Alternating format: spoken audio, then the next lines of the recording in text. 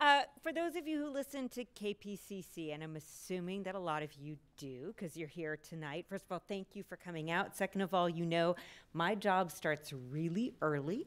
So forgive me if I get a little fuzzy at this hour. You also know that I'm kind of on your radio every 5-10 minutes talking at you a lot in the morning, which is great. We like bringing you real news every day.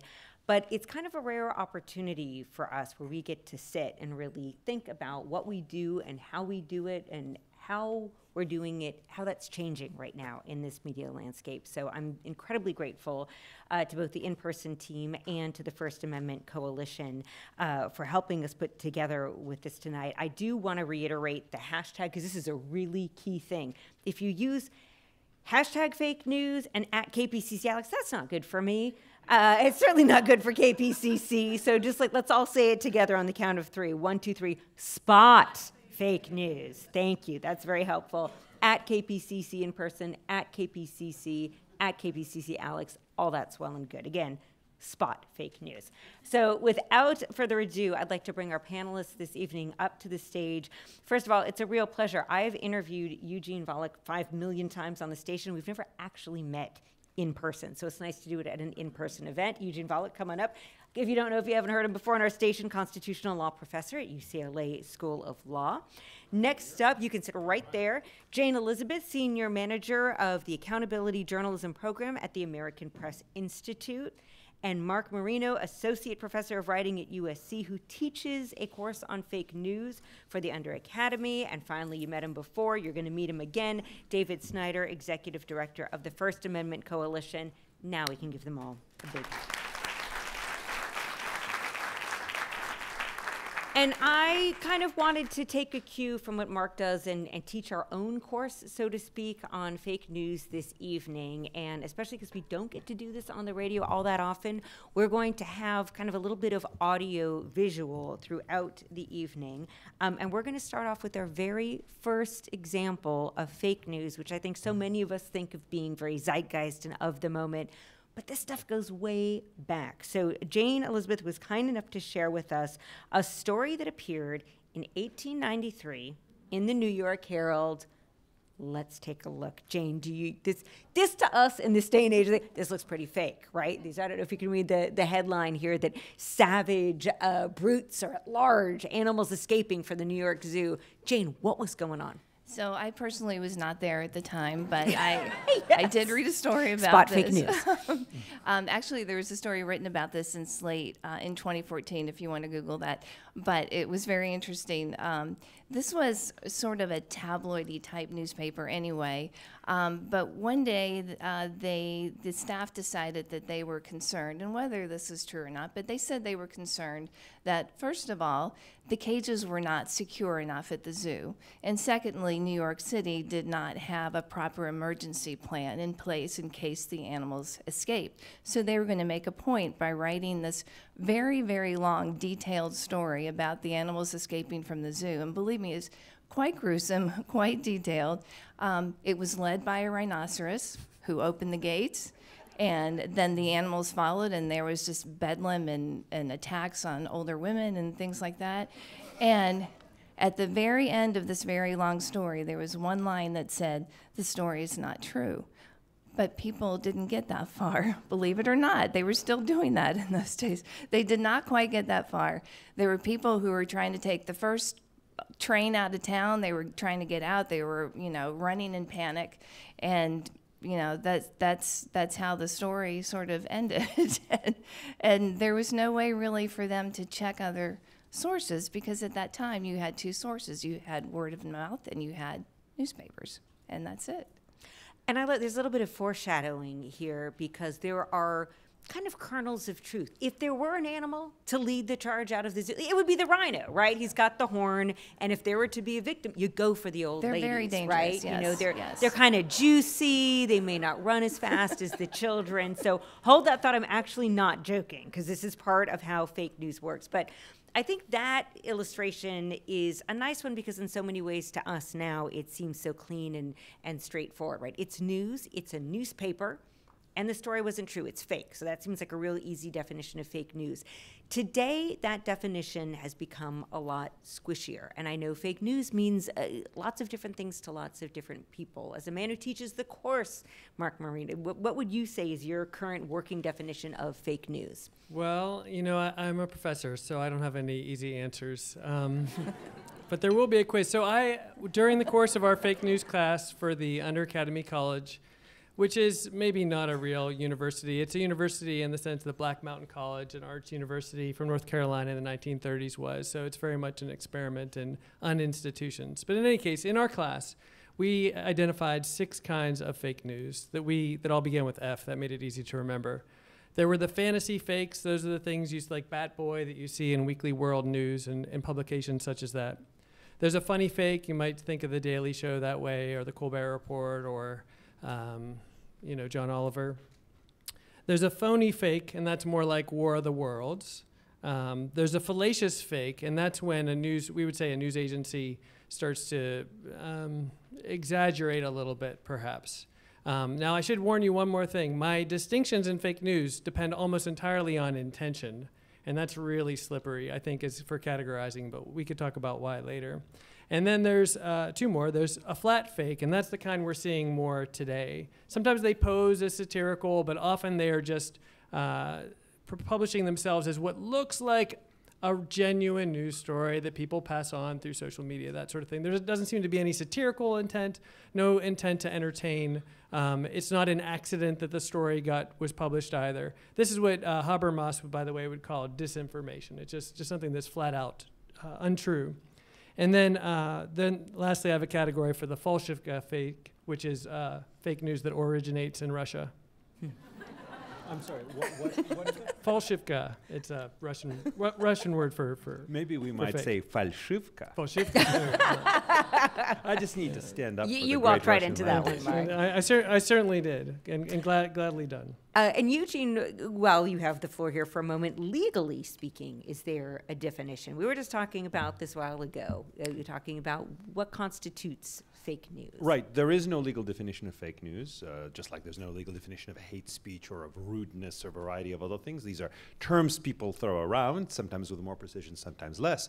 There are certain kinds of fake news and fake non-news that are constitutionally unprotected. The classic example is libel.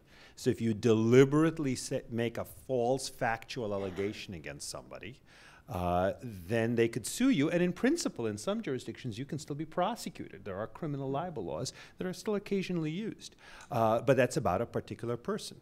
On the other hand, if it's a statement about the government or a statement about current events without mentioning a particular person, then it's generally constitutionally protected. Again, there's no legal definition because the law treats it as constitutionally protected, even if it's a deliberate lie. And then there are particular twists on that outside the news context. Like, for example, we know that perjury in court is constitutionally unprotected, but if you make the same statement in a newspaper article, you might be constitutionally protected. So the general rule of thumb is if it's about a particular person and it's a knowing falsehood, it really is a fake, and not just an obvious joke, let's say, then that might very well be constitutionally unprotected. But if it's about the world or about the government without individualizing it that way, then it's protected even if it's deliberately fake. So again, I'm going to use the preface that Jane used. David, I know you were not there with the framers of the Constitution, but in your understanding of it, what were the intentions there in terms of what was protected and what wasn't under the First Amendment? Especially considering, there's no CNN at the time. There's no Twitter. They have no idea of what that future world might look like. Right. Well, to follow on what Eugene said, there's nothing about fake news as fake news, I think, that makes it not constitutionally protected. There are types of fake news stories that could rise to the level of legal liability and not be protected under the First Amendment. But as a general matter, speech is protected as speech, and fake news qua fake news is no different than any other kind of news. So you could see a situation where fake news might give rise to a libel claim because it's a false statement that's harmful to someone's reputation, but that's true whether it's fake news or not fake news. And one of the interesting things I think we're seeing happening in this highly politicized environment that we're in is that there's this effort do something about fake. Government should do something about fake news, or somebody should do something about it, because I think it has legitimately caused a lot of confusion and some problems. The problem is there really isn't much government can do consistent with the First Amendment vis-a-vis fake news, or what we call fake news. So when I'm saying fake news, my definition of fake news is news that is presented as actual news, as fact, with the intent of deceiving someone, that is false.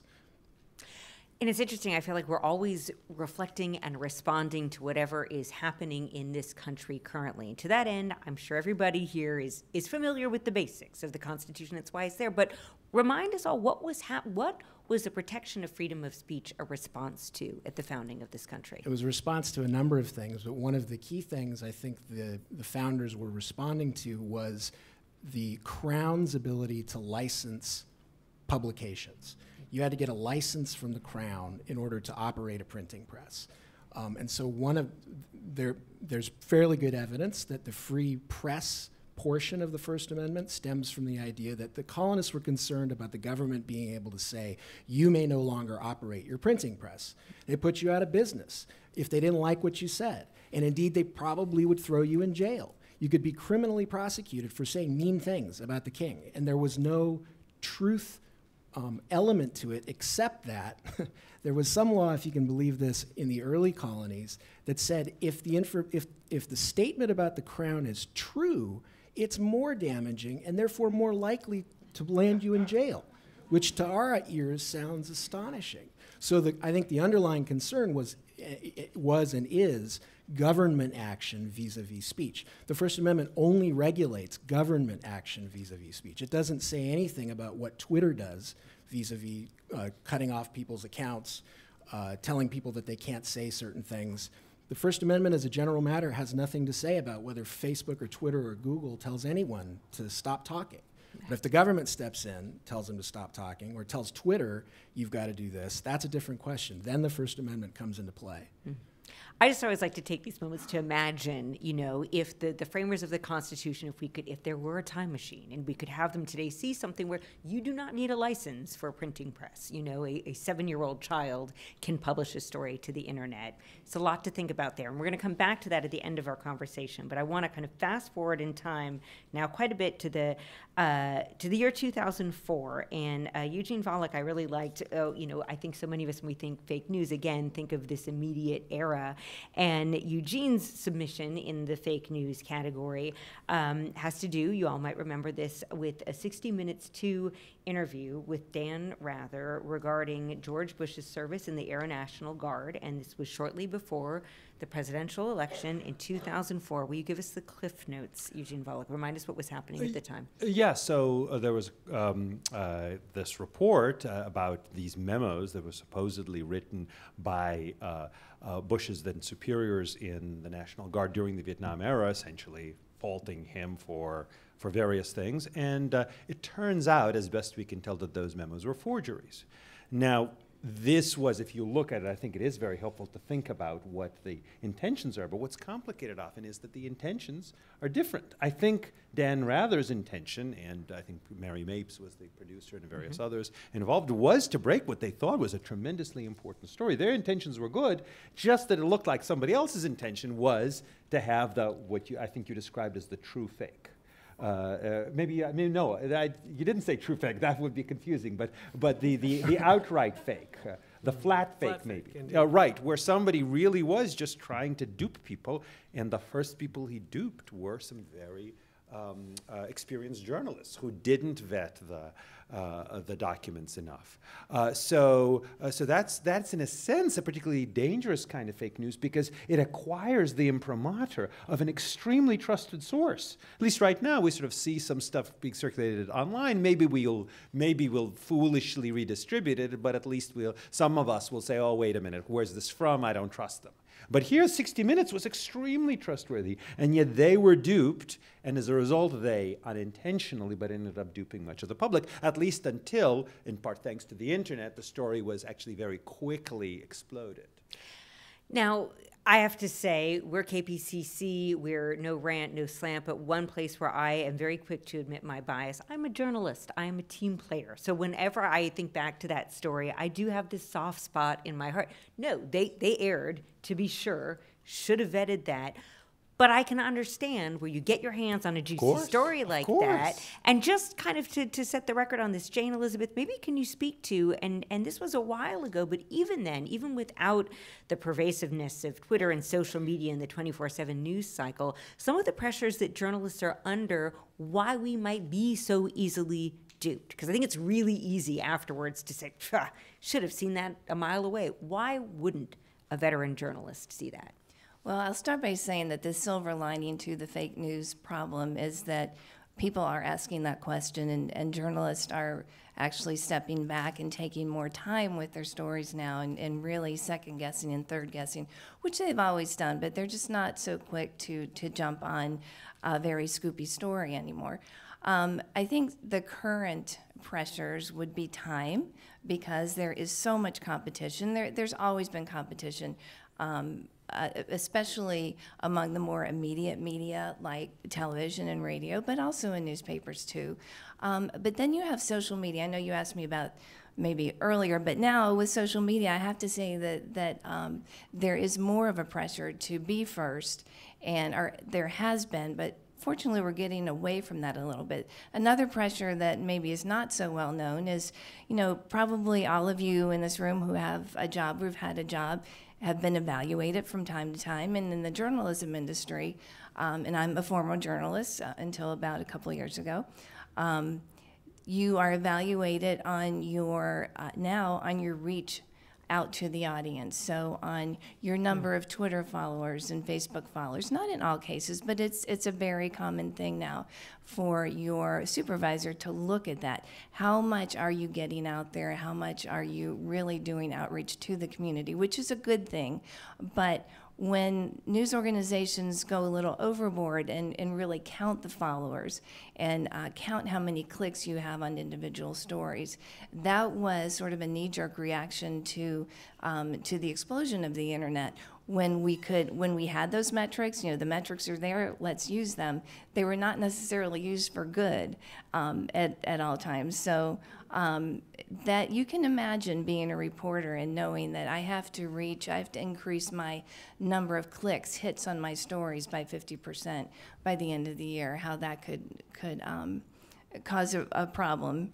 And I think that most news organizations now are backing off on that for two reasons. One is the one we're talking about tonight, and also we have better metrics now. It's not all about the clicks, right? It's about engagement and how much people are reading your stories in general, how far they're reading in the story, how much time they're spending with it. It's not about just somebody clicking on the headline. Yeah. But I will say I am the moderator this evening, but I'm also the representative for tonight of KPCC as a radio station. And just hearing you talk, Jane, reminds me of the first major breaking news story that I was at the helm for here at KPCC. And it was Michael Jackson's death. And you know who got it right first? TMZ. And I'll tell you, that's a moment you're looking up at the screen and TMZ is reporting. They're not exactly 60 Minutes or CNN, and you think, well, they might have it right. And if it's true, that's huge news. At that time, huge news.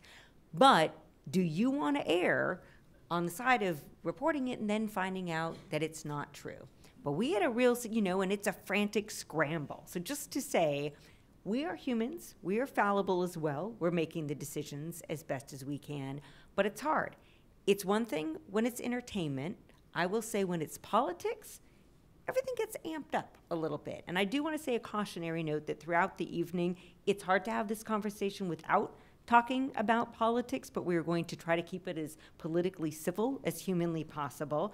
But this is my preface to say we're going to talk about the election now, because I feel like there has been a moment where all of a sudden it feels like, whoa, fake news, it has exploded. David, do you care to comment on that? It's a really hard thing to track, but has there been a moment for you where you feel like, whoa, something happened here? Yeah, I think one interesting way to track that is to track what the definition of fake news was and what it's become. If everyone recalls, fake news began as kind of a liberal meme right around election time to explain this explosion of stories that apparently were written by Macedonian teenagers and that were promulgated on the internet by Russian operatives, and et cetera, et cetera, et cetera. But there were a number of stories that really seemed to have maybe played a role in the outcome of the election, perhaps. The story about the Pope endorsing Trump, which was just patently false. But it got a lot of play. And so this fake news meme began in the liberal political sphere, and very quickly Donald Trump and others in his sphere co-opted that. And now Donald Trump uses fake news, and I think those on the conservative end of the spectrum, and now indeed also on the liberal end of this, use fake news to mean essentially news that I don't like. Yeah. And that seems a dangerous definition, right?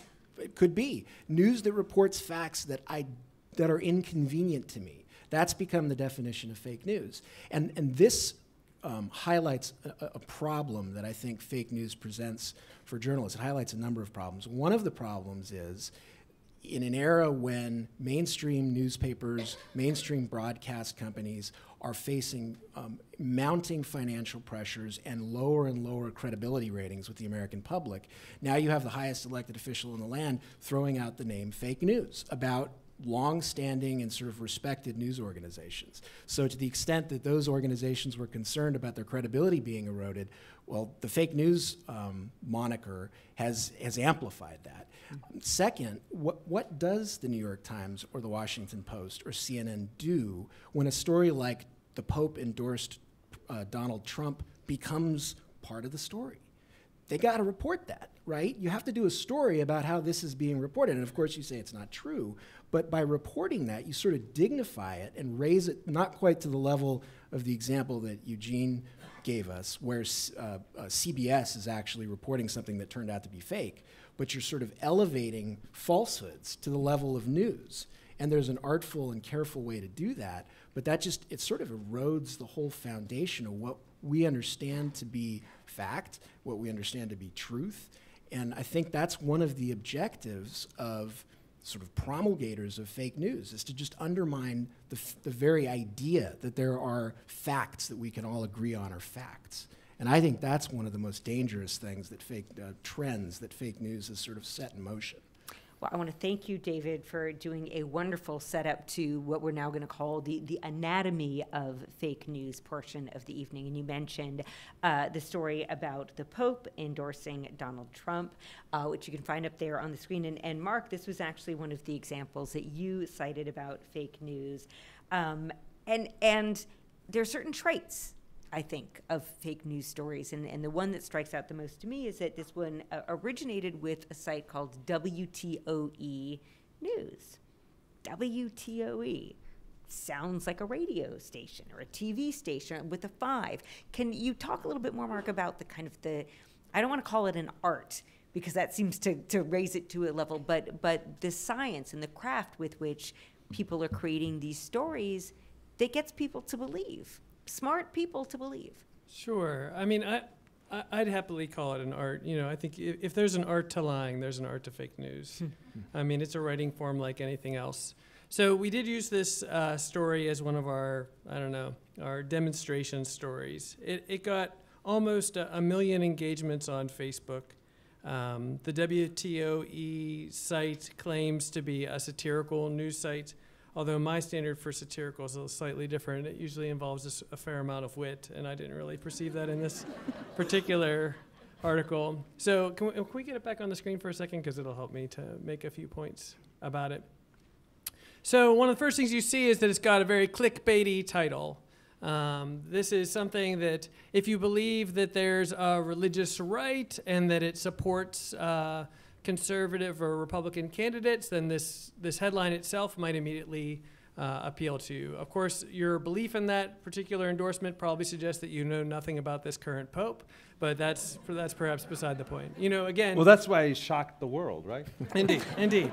So Ellie Pariser, because the Pope used to be Bat Boy. Let's just make this exactly. clear. Yeah. So Ellie Pariser is a wonderful theorist who came up with the idea of filter bubbles. And again, it sort of goes along with our idea of our pre-engaged assumption bias that plays into the way we acquire news, but also now in the technical age that if you have a lot of Facebook friends who all tend to believe the same thing, and you tend to see only one type of news, then if you see this kind of story, again, you might be surprised, but happily surprised that you see this endorsement. And then it's very easy to, through the technology of social media, to carry that on a little bit. So if you read this story for any period of time, you'll see that there are, first of all, there's nothing very funny about it. There aren't a lot of jokes. A lot of what you see here are things that could be true, perhaps. I mean, or at least it looks like it could be true. Strange words are capitalized for no apparent reason. That seems like something that the Holy See does. So why wouldn't that be true in this particular? They talk about things like corruption. I mean, there have been corruption associated with the Vatican too. So I don't know. Maybe you just see all these things and you put them together and you think, okay, this looks. The Pope went, and again, it's also very dry. So we came up with a formula for our fake news class. It goes a little something like this. It's called the 80-20-10 formula. So whenever you write one of these fake news stories, and again, this is true of lying too, if anybody needs tips. So whenever you come up with one of these stories, 80% of it should be true or something, again, the sky is occasionally blue, the ground is something that we walk on, those sorts of things, right? And so you write very straightforward sentences about that. Then, 20 of it could be debatable. It could be something that's arguably true. We'll call that... truthy, again, to borrow a term from Stephen Colbert. And then the last 10% is completely truthless. And that's the nice shiny wrapper that you put around this whole article. And of course, that's the endorsement itself. But again, if you glance at it, oh, that's shocking, okay, fine. You skim it, right, as we skim all things. Nothing about it seems extraordinary, out of line. Maybe somebody is cited in here. Maybe there's an authority made up. Maybe there's a fact. There's a date made up. Okay, fine. It's got a date line. Newspaper articles have date lines.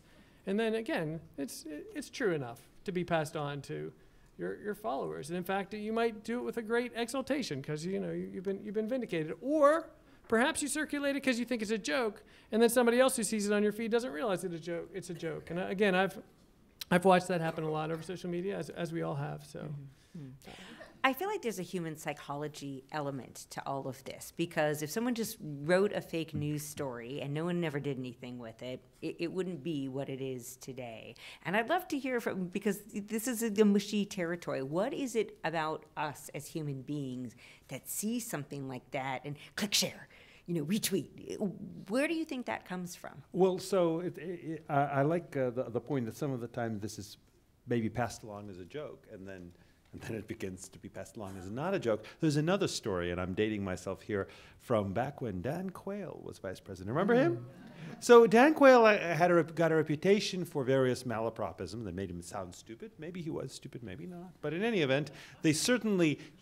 they sounded bad, and one of them that was passed around is that he went to Latin America and he told people, I wish that I'd studied Latin in school so I could talk to you folks. And everybody repeated it, and many people I think still believe it. What happened was somebody, I believe actually a Republican congresswoman, said it as a joke to a group of reporters, and it was clear that she was saying it as a joke. It was clear to most of them that it was a joke. Some of them repeated it as a joke, and then somewhere that little very important bit of information got lost. And then it began to be re-reported as real.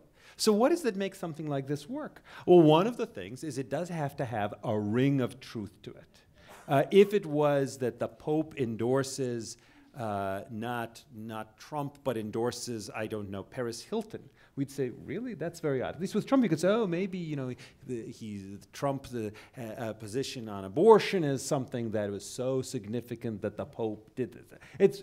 You ought to realize that can't happen, but Paris Hilton, it wouldn't have been as effective a story. I think people would have assumed that it's just a parody. Yeah. It also helps if it plays into people's prejudices and people's biases. It fits the world as they see it. And that's, if you want to talk about human psychology, we are, for whatever reason, wired to be easily duped. We were kind of almost welcome being duped. That's why so many con men are effective. They figure out what it is that we want to hear and they give it to us. And unfortunately, that's a really very effective. It succeeds very often, and unfortunately, I mean, it's places like KPCC whose job it is to try to sort it and to give people a warning. No, watch out for that. But as they say, often lie goes halfway around the world before the truth even gets out of bed in the morning. Eugene, this raises a question, though. You mentioned that we can trace back and we can find this moment where this person says that it was a joke. Right. And when I read articles, so I've read various interviews with people who write fake news professionally. And again, we were very proud to mention in the course that they're making $10,000 a month, arguably. Their defense is, oh, but I'm creating satire. And again, by my standard, I can't even perceive it to be. I can't perceive it to be satire. Like, I totally understood. I was reacting to your saying that sometimes people see something like this and pass it around like, ha ha ha, look at this ridiculous hoax. But somehow people say, oh, really? But when do you get to say, or when do you get to no longer say for every lie that you say, oh, yeah, I was just kidding, or I meant to do that satirically, even again where that intent is. All right, I'm totally with you. I will say just in the defense of that woman, I mean, I think it was pretty clear that it was a joke. I mean, most people understood it was a joke. Sure. I mean, I don't fault her for it, although she probably thought, my God, I've created a monster. But if this Pope, the guy who wrote the Pope story said, but I was being satirical. Right. We've got to be willing to say that's nonsense. Okay. Right, I agree. Does everyone remember 10 days ago? I'll tell you what my favorite thing. Yeah, you know where I'm going. My favorite thing about 2017 so far, April 1st was not a work day for me. Because I'll tell you what, every year, right, there are all the fake, it's April Fools. It is this American-sanctioned holiday that we say it's okay. NPR, God bless them, they're the mothership. But every year, on Morning Edition and on All Things Considered, on April 1st, there will be a story that is blatantly untrue. And I like to think of myself as a good-humored person. I think it's completely evil, inherently evil. I really do, right? Because I'm always that person who does not remember. And I get, and I'm the person who will fall for the animals breaking out of the zoo. Jane, I feel like you've been chomping at the bit of all of this. Tell me I'm not alone in my desperate April Fool's, I hate April Fool's Day. I hate that worse than Halloween, I think. And I was a college newspaper editor, and I forbade my staff to do April Fool's jokes, and I know I'm a horrible person for doing that. But I think it's really tone deaf to do April Fool's, for any major news organization to do April Fool's fake news stories this year. But I will say I want to put in a plug for International Fact-Checking Day, which was April 2nd. And it is a thing. And Hug a News Person Day, which is April 4th. Is I kid you not. I missed that. It's a newer holiday, but we digress. Now, speaking of all of this, it is true. Spot fake news. It's our hashtag. Jane, you actually put together a fake news story yourself. And let's see if we could see Jane's fake news story. Tell us how you crafted this and what it is. So this is... it's important for me to note that this was this is something that I did the first time in the spring of 2014. So this is a site called Nipsis News, which allows you to create your own fake news stories. So they give you the template, they give you a number of different mastheads to choose from that look pretty real. None of them are real organizations, but they sound very real. They give you some advertising around it and things like that, and then you can put it on your Facebook page. Thanks, Internet. I saw. And so here's what it looks like on my Facebook page, which is set to private so nobody sees that. That's actually my grandson. He had run out of the house to see a train, and if you're 2 years old, you can do that with no pants on. So it's okay. But is there a cutoff? Just so I know. We are dangerously close to the gold line, Mark. Keep your pants on. I'm just asking. I don't know the rules. But when I first found out about this site, I'm sorry, I can't remember how I found out about it. But this is a news organization that exists in the country of Georgia, not the state of Georgia, that I heard about in 2014. And I actually had some journalist friends in that area who tracked these people down for me and set up an interview.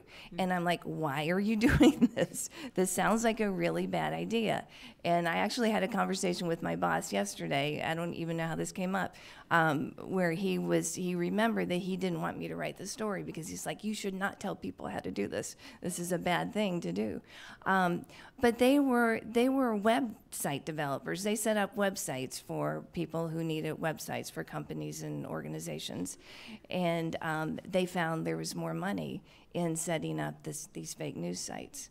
So, and that was 2014. So, and I will say that when you read the story, there's an 8-second delay, and then there's a pop-up that says, you've been tricked, and a little GIF or something. But when you view it on the Facebook page, you don't see that. And as we all know, people don't read to the end, just as they did when they thought all the animals were breaking out of the zoo. People don't read to the end. They look at the headlines and they don't click. So that little pop-up doesn't do anyone any good. Jane, I think you put your finger on a really important facet of this recent explosion in fake news, and that is that it's become monetized across a broad population. So random teenagers, random anybody can just put fake news up. They might have done that earlier as a hobby, but they probably would have gotten tired of it pretty quick because someone would look at it and say, well, that's not very funny. Yeah, they were definitely early adopters. But if they can do it online in a way that gets a lot of eyeballs, they can actually make some money doing this. So there's a profit motive to creating fake news that I think it may have been there in limited instances in the past, but now it's there for anyone who's good at it and wants to try to make a go of it. They can do that. Now, there have been efforts by Google or by Facebook, I think, and Twitter to sort of cut down on Google on the ability to profit in that way. But any efforts by those companies to do that kind of runs into the problem of who gets to decide what's fake and not. And again, the government, the First Amendment doesn't have anything to say. Government can't go in and say, you're not allowed to decide fake or true, Facebook. But they have an audience, and their audience is massive, and it also relies on, or they'd like to think it relies on, Facebook's position that almost all speech gets to go on out there. And so as soon as Facebook or Google start taking sides and saying this kind of speech is improper, this kind of speech is not improper, they're running the risk of alienating their customers, and that's a big deal for them. Again, it goes back to money. And David, this is one of many junctures where I want to ask you, are you sure you still want to defend freedom of speech? Absolutely. Absolutely. I mean, I think it's the phrase, one of the famous phrases that's used in one of the big First Amendment cases, New York Times versus Sullivan, is that speech in this country, especially on political matters, should be robust, wide open, and uninhibited. And I take that to mean something significant, that one of the things I think, one of the points underlying the First Amendment is that there ought to be as much speech as possible. The solution to speech that you disagree with is more speech. The solution to speech that you disagree with is not to make the person shut up or try to make the person shut up. It's to speak again. And I like this idea, partly because I'm a former journalist, partly because I work for an organization that advocates for free speech, but I think it's beneficial in the end to the republic to have as much speech as possible, maybe to put it a slightly different way, as little government interference as possible. And I have faith that ultimately the truth will out, that the organizations that really do the job well, the journalism outlets that really work to tell the truth, are going to be relied upon more than the outlets that don't do that. And I think one possibility is that we're seeing a little blip here that's going to go away. Journalism and social media outlets will figure out this fake news problem, and it won't be as influential as it appeared to have been in the fall, this past fall. That's one possibility. But in any event, I think the organizations and the people that really do their best to tell the truth, to make sure that the facts that they are collecting and promulgating are facts that are as well grounded as possible, I think that will prevail in the end. But that's tricky to do, and I want to just put a pin in that for a moment, because that is just a good thing to keep in mind when we listen to my example, not of fake news, but some of the challenges of not being fake news. But I want to go back for a moment, because what we've been talking about is freedom of speech, but a lot of times when it comes to fake news, and Jane's example was a great one, it's also about imagery. Mark, can you talk a little bit about the role of images and photographs when it comes to developing and promoting stories that aren't true? Right. So a lot of what we rely on, I think, when we're trying to verify fake news is some sense of authenticity. And perhaps since the beginning of the photograph, people have associated it with some sort of truth component, even though from the first images, there was a staging involved, right? There's never been, I think it's safe to say there's never been anything truly authentic about images, just the way there has never been anything truly authentic about words, I would say, or perhaps any act of communication, right? It's a truth factor that we impose on them. But since we still associate so much truth with imagery, particularly with videos, in the moment where we're able to easily photo manipulate anything using a very simple computer that a lot of people have access to, then that ability to create something that comes with this extra pounds or extra weight of authenticity has become universal. You know, we called it popular propaganda in our class. I should say in our class we taught a lesson in what we called photo shafting, which was image manipulation. Again, partly to just sort of uncover that inherent trust that we put in things that seem like they would be too hard to stage. And I just want to go back to something that David just says, that we give a special kind of authority and trust to certain professional organizations.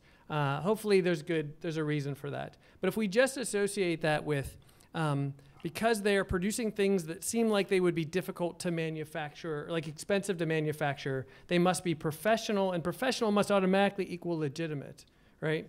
And so it's interesting to me here. So again, when we're at the moment where you have to produce an entire newspaper, I mean, again, forget the fact that in the 18th century, you could produce pamphlets that could have all sorts of,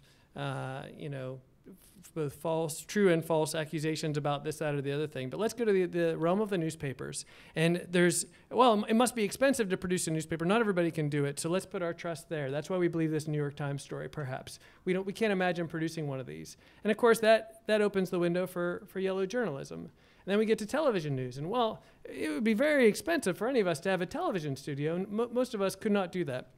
So we assume that the people with the resources who are putting together television news, they at least have some kind of authority that we usually grant to people who have lots of money. But now we're in this weird moment where anyone with a computer walks into a library can create something that looks identical to what the most well-financed news organization can put together. And they can circulate that on the same channels that everyone else has access to, with almost a higher circulation rate, maybe perhaps if they hit the right clickbait title and the right image and the right news story, than the news outlets themselves. And then they can even imitate the news outlets, as we saw with WTOE, or another popular technique that hopefully a lot of you guys are aware of, is to take something like a typical URL, like abc.com. Certainly there must be good news coming out of there. And then there's just one more little .co at the end. And often that gets truncated when you share it on social media. So not only does your story have an image that looks authentic, it has text that reads as authentic, but it's on a news site framed exactly the way news stories look on your other legitimate, or at least, let's not call them legitimate, but let's say other professional news outlets. And at that point, it almost feels like we're talking about a different realm of speech, right? Again, the realm of professionally produced speech to which we attribute a lot of authority, even while we might, occasionally keep a little bit of skepticism. So let's talk about the cost of all of this, which, you go back again to 1893 and the New York Herald story.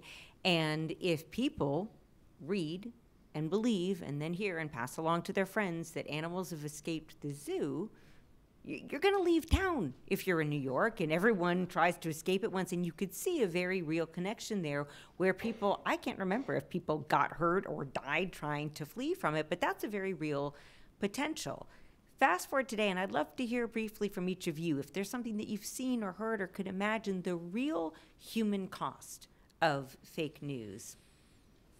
Well, you have the Pizzagate, right? Mm-hmm. And I think that is, it's similar to the fake zoo story in that someone fortunately, only one person believed that this was a true story, and when it went to the pizza shop, which is near my office actually in D.C., with a gun, and not hordes of people trying to do that. So maybe we've improved a little bit, but that is a real cost. Although I do think that's an outlier. To me, the cost is the loss of trust in our journalistic institutions, because people are so confused now by what is fake, what is misinformation, what is disinformation, that they have applied that mistrust to all sorts of news organizations. And I can't say that I blame them. I mean, it's unfortunate, but I understand how confusing it is. So it's funny you should say that, because while I think that a lot of fake news causes lots of problems,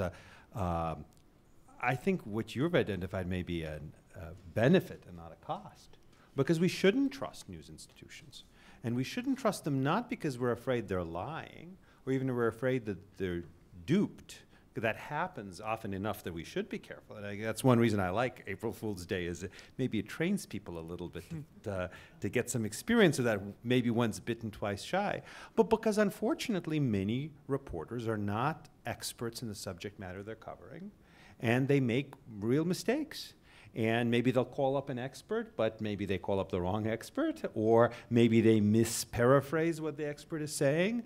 One test, I think it's attributed to physicist, I think Murray Gell-Mann, which is think about any coverage of a subject you know really well.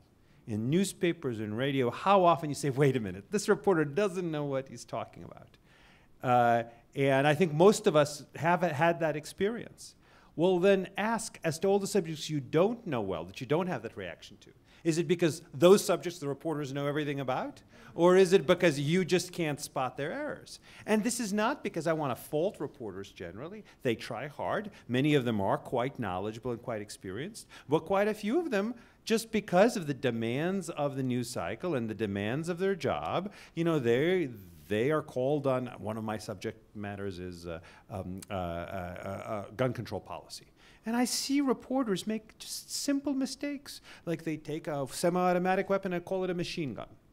And that turns out not to be so. Why? Because they're actually not experts on guns. It's not surprising that this kind of mistake would happen, but it turns out that a lot of the stories that I have seen about gun issues or about free speech issues have these mistakes. But then I realized all these other stories do too. So the bottom line is, unfortunately, we ought to be distrustful of the media. We ought to be always aware of the possibility that reporters, even when they're not lying, and 99.99% they're neither lying nor outright duped by outright liars, but some of the time they're mistaken. And we should be as skeptical of them as we are of the government or of other institutions. I agree. And especially of professors.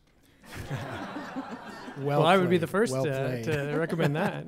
I agree wholly that people shouldn't trust the media. They should be skeptical of all media outlets. But there's a difference between having a healthy skepticism and having doubt about whether there is even such a thing as truth, or whether anyone can tell you what the actual story is. And I think one of the risks of the fake news phenomenon is that we're moving more toward that, toward an environment more like under a dictatorship or under an autocracy, when nobody believes anything they see in the press, because they know that not just that it's fake, but that it's fake designed to make me think something. And so people sort of throw their hands up and say, who knows?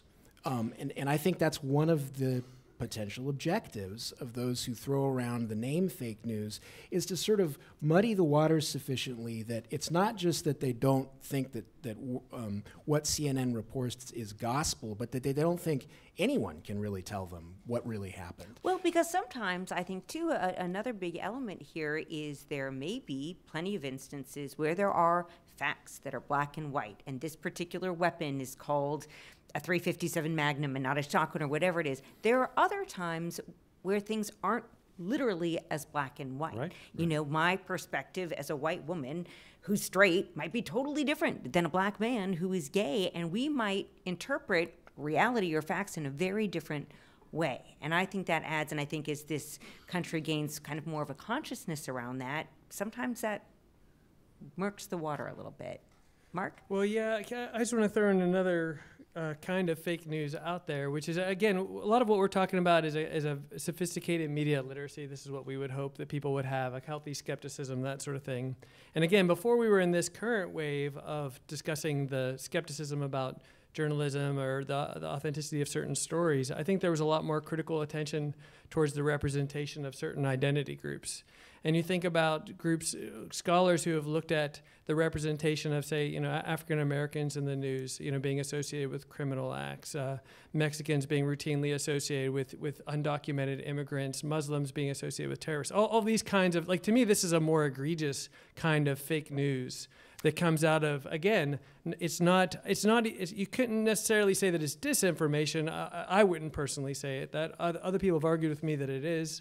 Is it a form of misinformation? Is it just a form of, again, kind of our own biases kicking in, those sorts of things?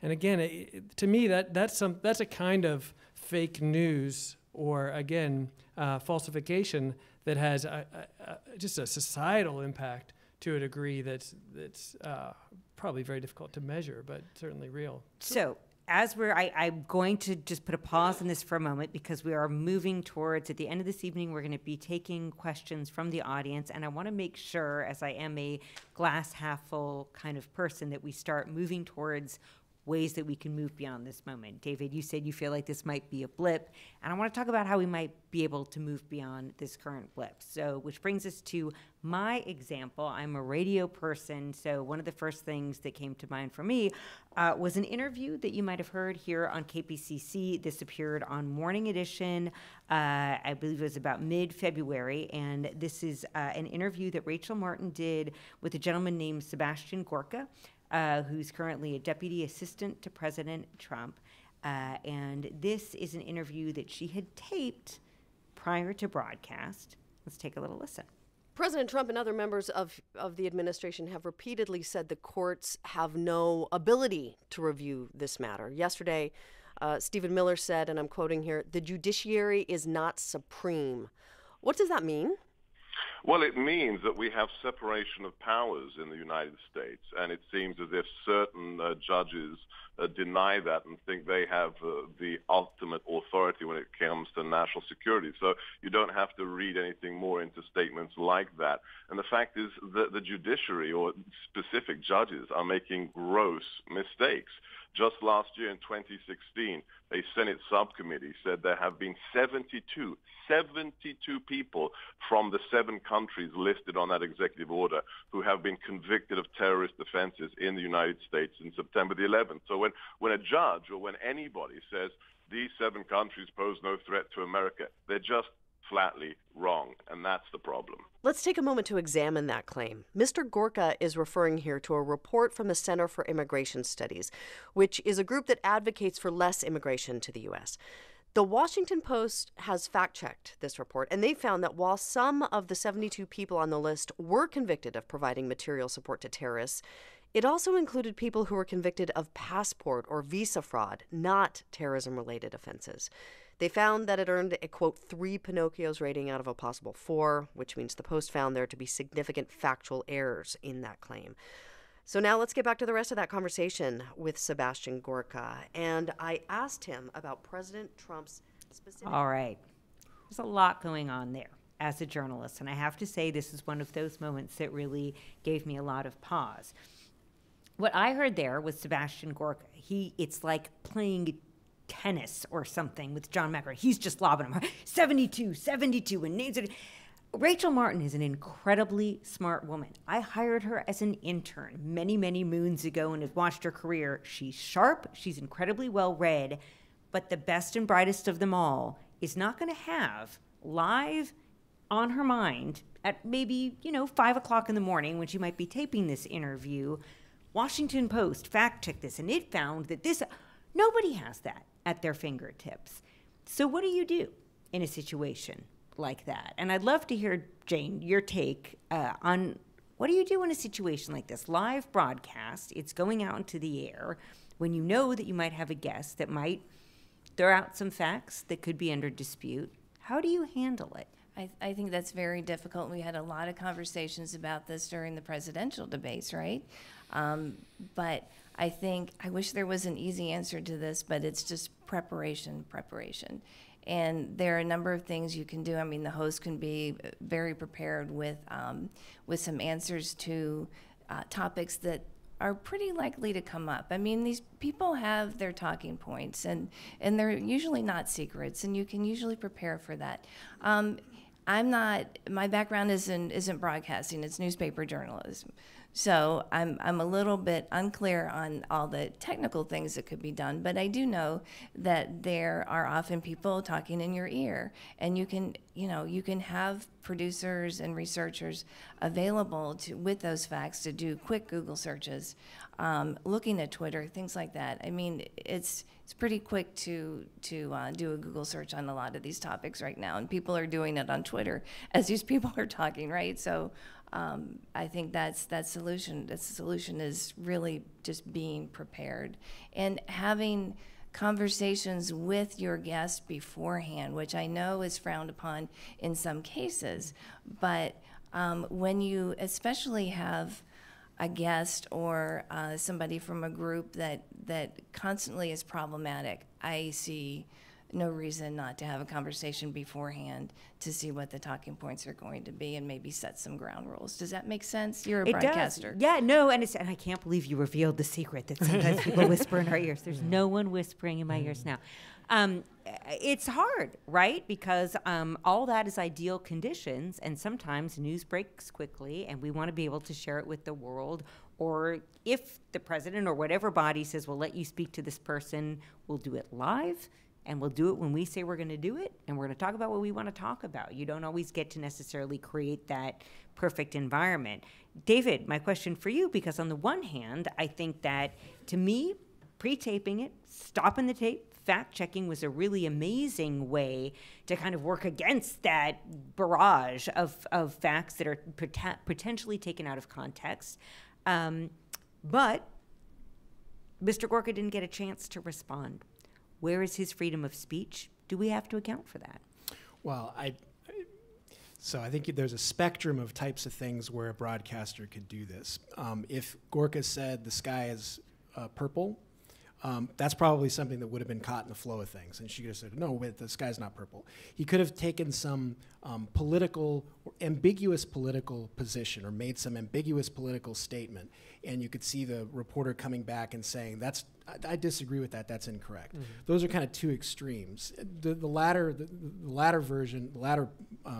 example, I think, would be improper. I think what she did is totally legitimate. He cited a fact. She looked at where that fact came from and said the way he cited that fact is incorrect. I mean, it seems fairly clear. Now, I may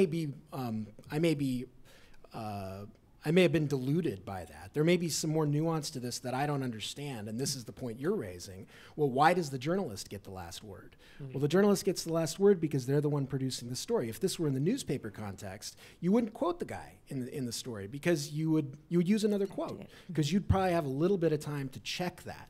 In the flow of broadcast, I think it's perfectly legitimate, and I generally would applaud doing this sort of spliced instant fact check. It's not really an instant fact check. You're doing the fact check and then coming back in. But I think that's a key thing that journalists should do and increasingly have to do in the flow of broadcast to sort of get the truth in there where possible. Radio's Alex, hard. Can I ask you a question? Sure. Okay, so then around that same time, maybe it was a little bit before, maybe it was a little bit after, they had this big conversation on NPR. I remember listening to it. I was like, maybe, I can't remember if I was making dinner or breakfast, but I'm always listening to it. That's I'm a subscriber. But anyway, thank you. But there's a whispering in your ear. There's a big conversation about whether or not you could call a misstatement by an administration a lie. And I know some news organizations have taken very clear, very few of them have taken the stance that they're going to call things lies when they're statements of obvious mistruth. And if I remember correctly, NPR's stance was that they weren't going to Oh, call things I'm lies. so glad you brought that up. It was Michael Oreskes, who's currently the head of news at NPR, and they had him and one of the reporters who I think used the word fake statements, false statements, but they very purposefully, carefully decided not to use the word lie as a noun or a verb. And me personally, I think there's a really crucial distinction between those two, which I want to get Eugene's legal opinion on this in a moment. But yeah, you're coming back. So the concern that they had with using the word lie as a verb was that the definition, and I think they even, and it was such a cheap audio ploy, and this might be my fake news, so don't quote me on this, that they like brought out here's the Webster's deck, we got the book out, and lie means that someone wittingly told an untruth. So then the big question is, what if they believe that that's the truth? Can you call it a lie? Eugene, where does the law weigh in all of this? Well, Lying, intention. I think both the noun and the verb, lie means a deliberate falsehood, a knowing falsehood. And I will tell you what I tell my students in law school, and maybe the rules should be different for lawyers than for journalists. But I tell them, never say somebody was lying. If you think you have the goods on somebody lying, lay out why you think it's false, and lay out some of the evidence as to why people should infer that this was a knowing falsehood. Let the reader come to that conclusion. And now I do that in part because I'm teaching lawyers to make effective arguments. I think that's the more effective way of arguing. First of all, calling something a lie may be off-putting to people, maybe seem as too aggressive. A second thing is that it's often more effective. And again, if you're trying to persuade, which journalists should not be, as a general matter, but if you're trying to persuade, it's often more effective to bring the listener or the reader around to your way of thinking and let the reader, or let them come to the conclusion that you're trying to get them to come to. But the last thing is also it sets the bar too high for you. That the reader might say, well, wait a minute, are you sure it's a lie? What if it was just an honest mistake? Do you really have the proof that it's a lie? And that distracts the reader from what you usually, as a lawyer, want to do, is persuade the reader as to what is the truth and that this particular person was wrong. You often don't really need to persuade the reader that this person was lying. Not always, but much of the time. You just need to persuade the reader that the person was wrong. And I think this does relate now to the journalist's point, that talking about whether something is a lie shifts the question to whether the person believed it or not. Whereas usually what you really care about is what is the truth and what is not. And the best way to keep things focused on that is by focusing on whether something is accurate, not what your inference as to the person's mental state or intention might be. Which is a lovely segue into a little news item. Last month, California Assemblymember Ed Chow pulled a piece of legislation that he authored. Assembly Bill 1104 would have made it illegal to publish fake news if it could sway voters. David, what do you think of that? It's a bad idea. Bad idea? Why? Very bad idea. It's trying to legislate fake news. I mean, the bill would have made it unlawful to make a false or misleading statement that was intended to affect any election. So that raises all sorts of questions. One of which is a purely practical one: who gets to decide that And enforce it. That's the key one. Right? And if it's legislation, that means the California government gets to decide whether it was true or not. So, but who? Is there going to be a ministry of truth? Is there going to be, a ministry of false news? How does that get determined? I mean, I guess it could be a judge, but one of the foundational principles of the First Amendment is that's not the government's business to be calling balls and strikes in that area. The government doesn't get to determine what's true or false. There are exceptions, and Eugene ran through a number of these earlier. Perjury, that's a false statement, and if you get prosecuted for perjury and ultimately convicted, that means there's a judge that determined that you knowingly lied. Defamation is another example, and false and harmful to someone's reputation. If you get a judgment against you for defamation, a judge has determined that what you said was false. But this bill is just a very bad idea. But I understand where it's coming from. I can see the motivation, and the motivation is the same motivation for this program. Like, there's something going on out there that's crazy with fake news, and people sense that, and there is a weird sense of the ground kind of moving underneath us. And I think part of that is that the mainstream press, the historical institutions of the press have for many years been eroded away. We've seen something rush into the vacancy left by those institutions eroding away. And for whatever reason, it all came to a head in the last election cycle. And so people feel that there's something odd going on out there. And I think it's understandable that a legislator would offer a bill that is pretty plainly unconstitutional, in my view. It was pulled, I think, within 24 hours of it being introduced, because I have no idea. I have no information about what the assemblyman who brought it was, who actually his district is just south of here.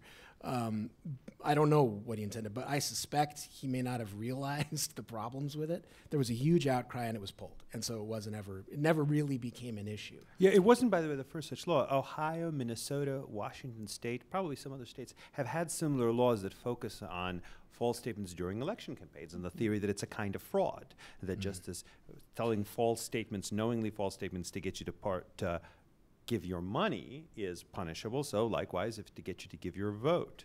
But the Washington Supreme Court, the 8th Circuit Federal Court as to the Minnesota law, and I believe the 6th Circuit in Ohio recently, although I may be mistaken on the last part, but at least 3 courts have struck those down. And the rationale, I think, is what you call a practical point, but it's a tremendously important theoretical point as well, is who decides that if it's going to be somebody working for the government deciding what it is that people are or are not allowed to say in an election campaign, that creates obvious perils that that the label fake news is going to be used, indeed, as you suggested, that it sometimes might be as just a label for things that I think are fake, things that I think are wrong. In fact, one of the first high-profile free press controversies in American history, the famous controversy about the Sedition Act, in the late 1790s, was all about what was perceived as fake news, where the Federalists were saying, look, the Democrat Republicans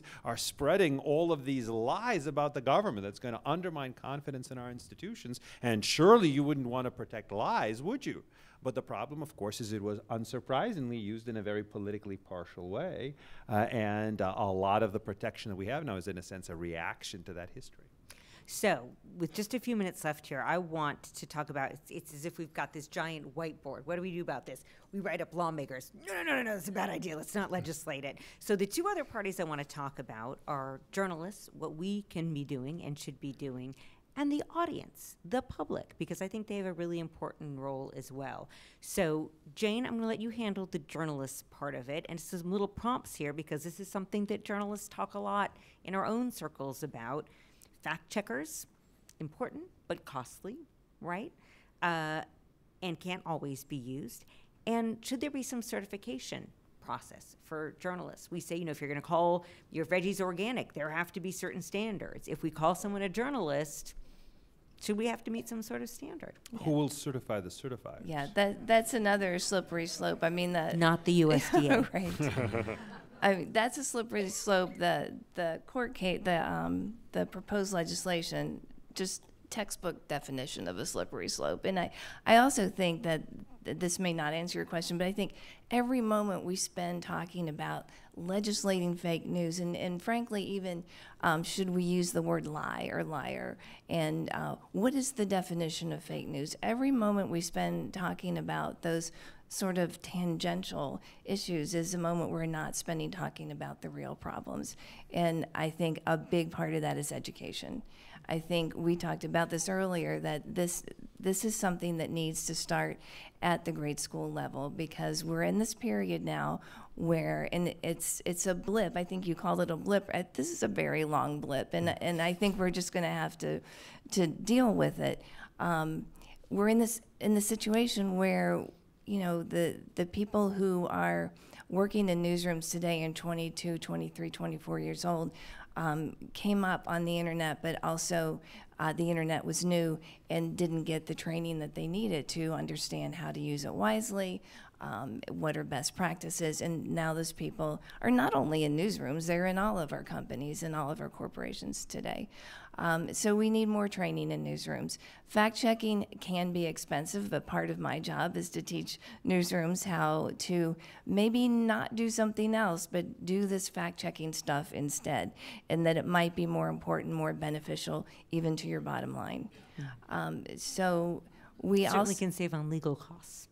Definitely. And we also are focusing on social media teams. And social media teams are a thing in newsrooms, and a lot of corporations too. A lot of businesses have them. In newsrooms, they probably aren't where they should be.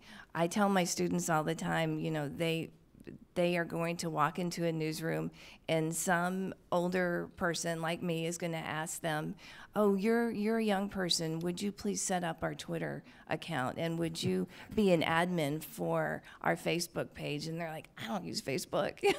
I don't know how to be an admin. I don't know how to set up an account. But we're relying on these young people in many cases to put together really a strategy to get our message out there and to be really the first line of defense on fake news. And I keep thinking if the social media teams in newsrooms were a little bit more prepared for the 2016 elections, that they could have helped to stop the stem and the flow of fake news. And we might not be quite in this situation right now. What I heard in all that is, if you know a young person, get them to listen to KPCC. It was just me. So, Mark, I want to leave it with you in terms of the public roles. And if you all noticed when you sat down this evening, you should have on your chair a tips for analyzing news sources. Which is a really helpful thing to take home with you. But Mark, if there are just even, because I do want to move to the question and answer portion of the evening, 2 or 3 quick things that people can take away tonight. So to paraphrase the philosopher Vanilla Ice, I think we need to stop, corroborate, and listen. You know, I think we need to stop. You know, look at the URL, look at the news outlet, think about the quality of the outlet. Try to assess the quality of where it's coming from. Corroborate, look at its sources, look at other sources that also are reporting the same information. Listen, definitely we need to listen to others, I think, is a bigger problem maybe in our culture at large. And then the biggest thing I think maybe what we could do is not just the gut check, but check your biases. And maybe also check your privilege for things that might be blinders to you from seeing what actually might be the truth behind a particular story. That's a really nice note, from at which point we turn to our audience. If you have a question, raise your hand. We've got a couple folks with microphones. I knew there'd be a lot. We will start right here in the back. Education, which I also find to be critically important, and I was lucky enough to get an education that focused on critical thinking. My sister-in-law is what's called a young earth creationist, a very smart woman who's got a master's degree, but she believes that the earth is very young and that all stories about evolution are planted by Satan. And so she has 4 children whom she's raising with this. And so there's no way of combating this kind of information as they get older. You know, they're being raised with this very small slice of a worldview that I'm not sure how they're going to reach beyond to ever develop critical thinking skills and to be able to discern fake news from real news. So I'm surely very far from a young earth creationist, but I wonder, we could mock people who believe that, and we're right to do that, but I wonder how many similar blinders we have ourselves that we're just not spotting, that there's Holy Writ in our households too. Well, of course, obviously X is true, fill in the blank, whatever the revealed truth is, in liberal circles, conservative circles, libertarian circles, moderate circles, whatever else. And we just take that as much for granted, and don't even teach our children what the possible other alternatives are. And if it's not theology, it could be on race questions. We might think we know what the right answer is, and we can't even expose our children to rival views, because what if they believe them? So we're going to teach them something as holy writ rather than as something genuinely to be thought about it critically, or environmentalism or economics or whatever else. So I totally sympathize with you. There are lots of people who believe these things out there, but I wonder if maybe I'm one of them, and I'm just my blinders are keeping me from seeing what kind of foolish stuff I'm feeding my children.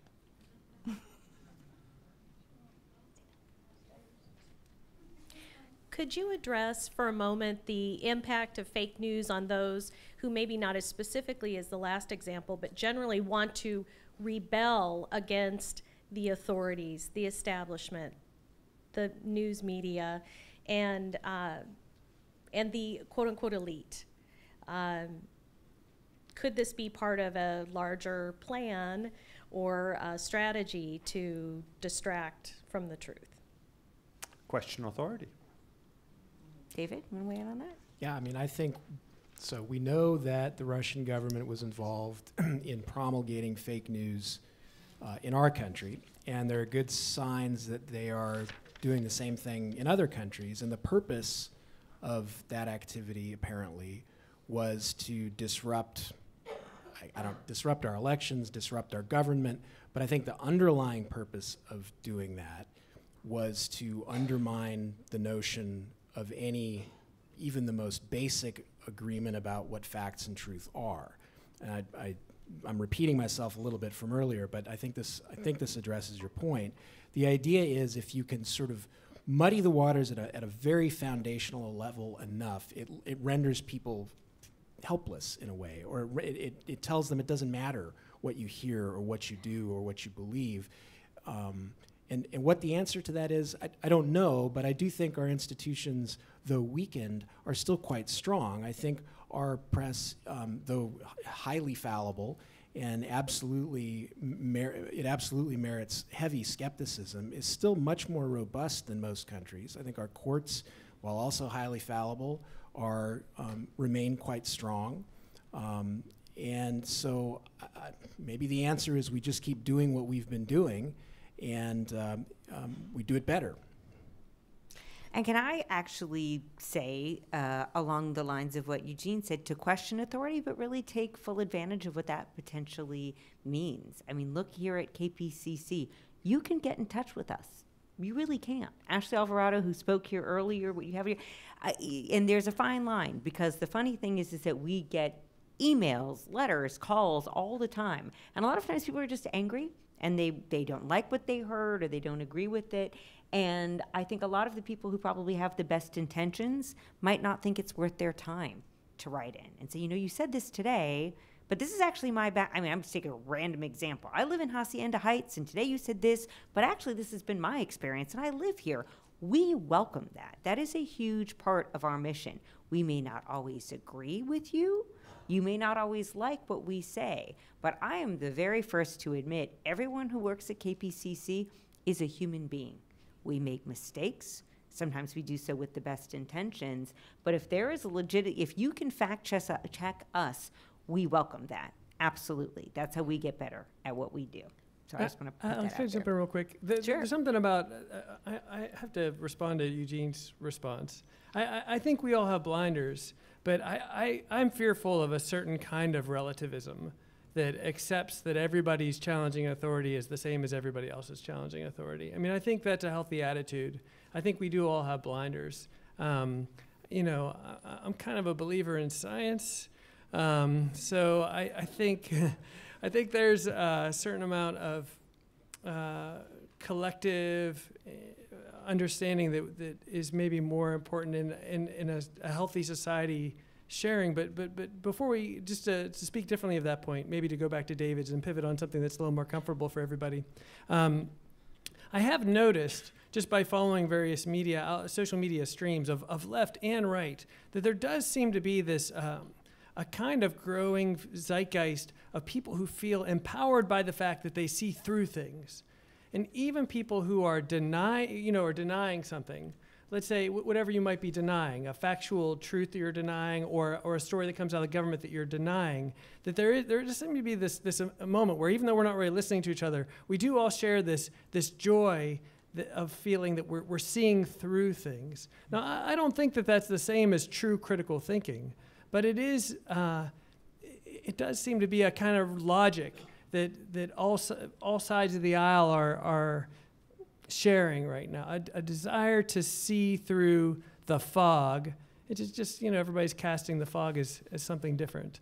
Well, that's right. But I mean, I mentioned question authority because this was the message of the young and the left in the 60s, that these institutions that everybody's been telling us are trustworthy are not trustworthy. There was ample reason to think that, not just about the government, but about various aspects of the media. The media itself contributed in very healthy ways in people learning to question authority, and now people are questioning authority. Now, a lot of people who question authority are questioning the wrong authorities or questioning in foolish ways. There are a lot of people who are foolish about a lot of things. It's just we have different judgments about who the fools really are. But the bottom line is this is the natural outgrowth and probably at bottom, I think, a healthy outgrowth of what we saw with the collapse of confidence in leading institutions starting with the 60s and 70s. And government gave us plenty of reason to be very skeptical of its positions, and then the media gave us plenty of reasons of being very skeptical about various things that it was saying. Science often does that too. I'm a big believer in science. I think that ultimately that's as to those things that it has answers for, how much we're more willing to trust scientists than various others. But we've seen lots of examples. I mean, one classic example is food and how quickly things change about what we're supposed to be eating and what we're not supposed to be eating. But the answer to that, I think, is that in a democracy and in one where institutions, unsurprisingly, being staffed by people have routinely failed us, it's unsurprising and probably right that people are quite skeptical. Now, it's true that we should try to ultimately, decisions have to be made. We have to decide, are we going to be eating that next dessert or not? We have to listen to somebody about just to give one example, and many other things in a public policy matter. But it's unsurprising that people, both on the right as well as on the left, would be very skeptical of what even KPCC might be saying. But I am the time authority, and no one can question that we only have a few minutes left, and I want to get in a couple more questions. We've got one right here. As a veteran and now actually a student, I'm curious, because I at least I hope you're all experts on this. You had stated previously about the legislation to kind of ban fake news from interfering with elections. My question is just as a general whole, and it's unfortunately I'm asking for a more black and white in a very gray answered area, is should fake news be banned completely, yes or no, and why? And how would it affect somebody like me who, was a veteran and is now going to school and, is now being exposed to a lot? Because when you're in the military, a lot of it gets kind of closed off and it's focused on more of the things that might affect you, where you might be going, or, who's trying to do what now. If I can try to give a very quick answer, banning fake news means banning news that the government decides is fake. And that's why I don't support attempts to ban fake news. And I am beholden to the woman with the microphone, as we always are in radio. Excuse me.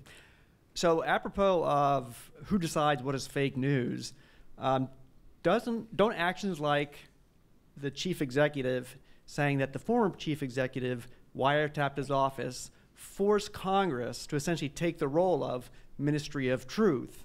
And don't those actions normalize the idea of fake news if he can just tweet out something that is patently false?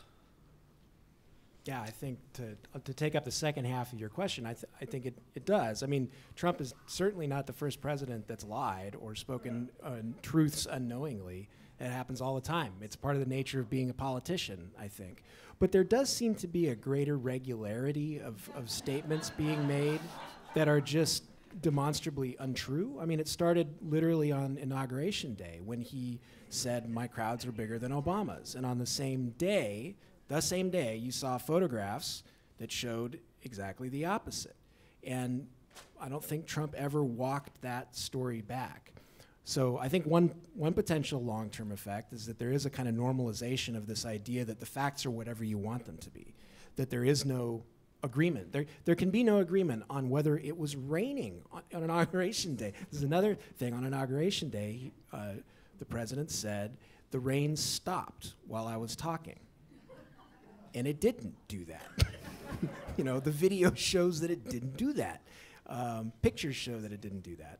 So, yeah, there's this through the looking glass nature of politics right now where it does seem hard at times to believe that we can't even agree about what the weather was at a particular time in Washington, D.C. on January 20th. That's crazy. The First Amendment is about 226 years old now, I think. And the premise is that in a free marketplace of ideas, the truth eventually will emerge in the battle of competition and competing ideas. What does it say about the civic and intellectual health of the country that basically in the space of one election cycle, that's been completely wiped away, and now we're worried about the viability of a free press and whether or not we're in a post-factual environment where people may not even care about facts or truth anymore? I mean, the question is whether any of this is new. I guess I just want to throw out there. So one great article in the New York Review of Books goes back to the 6th century. There's a guy named Procopius who was a Byzantine historian who's tried to do a smear campaign against Emperor Justinian. So I guess I would take issue with this notion that something has happened and this is the first time, you know, it's changed the world, or that this hasn't been true for eons. I think fake news begins with the first moment of communication, where someone says, "How are you doing?" and the other person says, "Pretty good," and they don't mean that, right? And so, but again, I don't mean to be overly facetious, but I know I'm being that, but again, I think it is important to stop, and if you look back a little bit at history, although again, our current press secretary said he's not going to be speaking on history anymore for a variety of reasons. But if you do look at history, maybe this isn't as new a situation as we'd like to think. So the line from the Supreme Court about the marketplace of ideas is actually the best test of truth, is its ability to be accepted in the marketplace of ideas. I think neither the framers nor kind of the modern framers, Justices Holmes and Brandeis and some of the others that really established modern First Amendment law, think that the marketplace of ideas is a perfect system. But what they do conclude, and I think correctly, is that it's better than the alternative of having, again, the government decide what is fake and what's not. And it's not at all an optimal system that we have. But the question is always compared to what?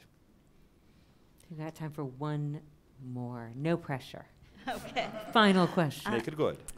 You posed the question of whether there should be a certification, and no one seemed that enthusiastic, but it does seem like there's a model in the legal profession and medical profession where there's a standardized set of ethics and an oversight board made up of people from their peers, not the government, making decisions. If somebody violates the code, it doesn't preclude other people from participating. There's still WebMD, forums with, websites with legal advice.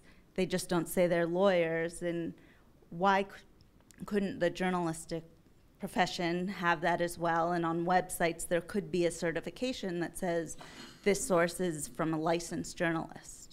So can I just say for the record that the way that the regulation of law and medicine operates is indeed through the government, and actually people are not allowed to. If you're not don't have a law license or a medical license, you're not allowed to give individualized legal advice or medical advice. You can go to jail for, even if you don't call yourself a lawyer, if you give specific individualized legal advice, that's the unauthorized practice of law. I mean, I may not fully answer the broader picture, but I just want people to understand that actually the entire professional licensing system is heavily administered by the government and subject to powerful coercive sanctions down to the threat of prison. I'm going to answer this one with an anecdote, and we are going to leave it there, but I am going to also say that you can stick around, enjoy some more snacks, and speak to our panelists. I have a degree. I have a master's degree in journalism. I went to UC Berkeley, very proud of my alma mater, and all the time people ask me, because it's a big question, it's no joke spending money on graduate school, it's a big commitment of time and money, and every young journalist or aspiring journalist that I talk to today asks me, is it worth it? Should I go to graduate school? And I am not a big believer in yes or no answers on this question. And I always say, here are all the reasons it was good for me. And it was taking classes on the history of journalism, the ethics, the law, all of this good stuff. But I always like to talk about a guy that I went to school with who had been working at the time at the local NPR member station there in the Bay Area. And he was really new to journalism. He didn't know a darn thing about it. He came from the military and was the first to admit he was kind of a newbie. He was married, is married, and had just had his first kid and was really kind of doubtful. Should I be spending all this time and money and energy in graduate school? I've got a wife to support. I've got a kid to feed. So he dropped out. And I was a little worried about that guy. He didn't have a certification. He didn't have his master's. His name's Kai Rizdal. He's doing just fine.